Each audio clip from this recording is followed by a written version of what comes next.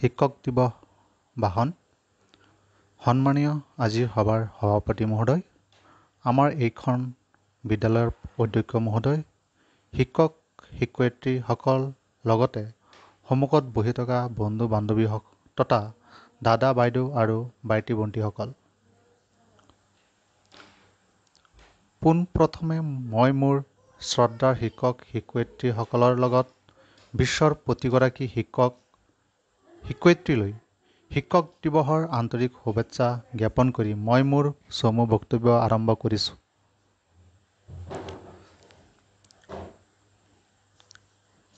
আজি 5 ছেপ্টেম্বৰ। আজিৰ দিনটোত সমগ্ৰ ভাৰতবৰ্ষতে শিক্ষক দিৱস উদযাপন কৰা হয়।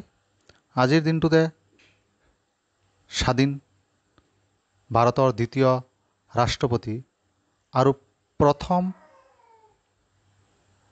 উপৰাষ্ট্ৰপতি ডক্টৰ সৰ্বপল্লী ৰাধাকৃষ্ণন দেৱৰ জন্ম হৈছিল 1888 চনত 5 ছেপ্টেম্বৰ তাৰিখে মাদ্ৰাছৰ তিৰুতানী নামৰ ঠাইত। তেখেত এজন শিক্ষাবিদ, দাৰ্শনিক আৰু সুদক্ষ ৰাজনীতিবিদ আছিল।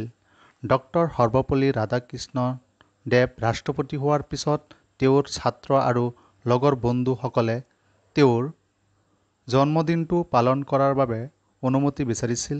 তেতিয়া তেখেতে জন্মদিন পালনৰ পৰিৱৰ্তে এই 5 ছেপ্টেম্বৰ তাৰিখটো গোটেই দেশৰ শিক্ষকসকলৰ সন্মান কৰিবলৈ শিক্ষক দিৱস হিচাপে পালন কৰা পোষকতা কৰিছিল। শিক্ষকসকলক মমবাতিৰ লগত তুলনা কৰা হয়, যিয়ে নিজে জ্বলি আনক পোহৰ দিয়ে। গতিকে আমি সদায় এই মহান মনীষীসকলৰ কৰ্মৰাজিৰ দ্বাৰা অনুপ্ৰাণিত হৈ আগবাঢ়ি গৈ আছোঁ। এইখিনি আছিল শিক্ষক দিৱসৰ ভাষণ।